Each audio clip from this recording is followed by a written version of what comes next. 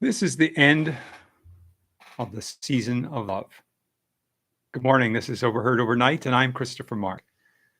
When the moon is in the seventh house and Jupiter aligns with Mars, then peace will guide the planets and love will steer the stars. This is the dawning of the age of Aquarius. Can you get more optimistic than that? That classic from the fifth dimension, the age of Aquarius. We remember the 60s fondly with a song like that. It was a time of optimism and promise. US President John F. Kennedy earlier in the decade had promised, big, bold promise, of successfully landing a man on the moon and bringing him back alive. That was going to happen within the decade, and that mission, that objective was met. It was most apparent as well in the music and the broad hippie culture of peace and love. That, of course, combined with protests over the Vietnam War. But the 60s came to a screeching halt on December the 6th, 1969, at the Altamont Festival in California. The Altamont Speedway Free Festival, as it was called, was billed as Woodstock West in reference to Woodstock that had happened earlier that year on Max Yasgur's farm out in upstate New York. I'm going down to Yasgur's farm, going to join in a rock and roll band. Got to get back to the land to set my soul free.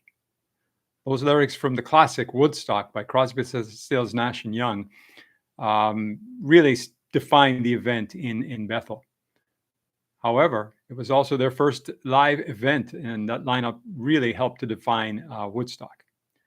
At Altamont, only a few years later, Crosby, Stills, Nash and Young, along with Santana, Jefferson Airplane, Rolling Stones, and the Grateful Dead, the organizers, were scheduled to perform. It was to be another celebration of peace and love. But by all accounts, things were bad right from the start. A very bad vibe apparently was in the air. The planning for it was chaotic. The venue moved a couple of times. The stage setup was problematic. It was at the bottom of a hill and it wasn't very high, so the audience was awfully close to the band, to the bands who were performing.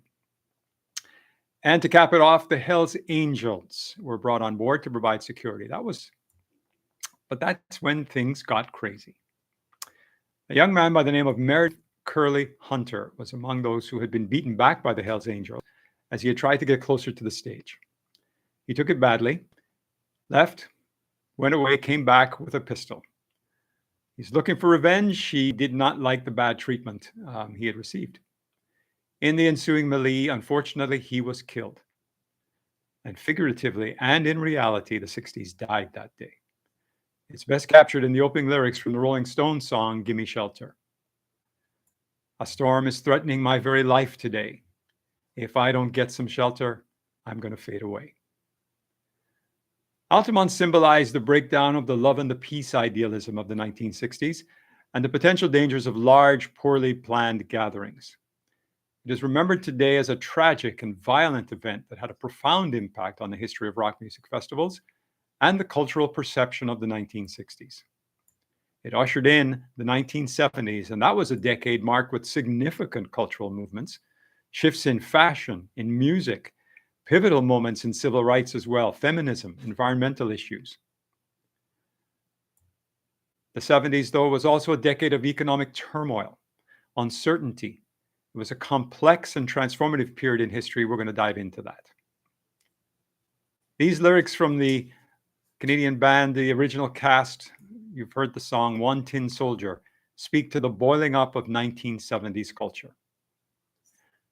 Go ahead and hate your neighbor. Go ahead and cheat a friend. Do it in the name of heaven. You can justify it in the end. Until next time.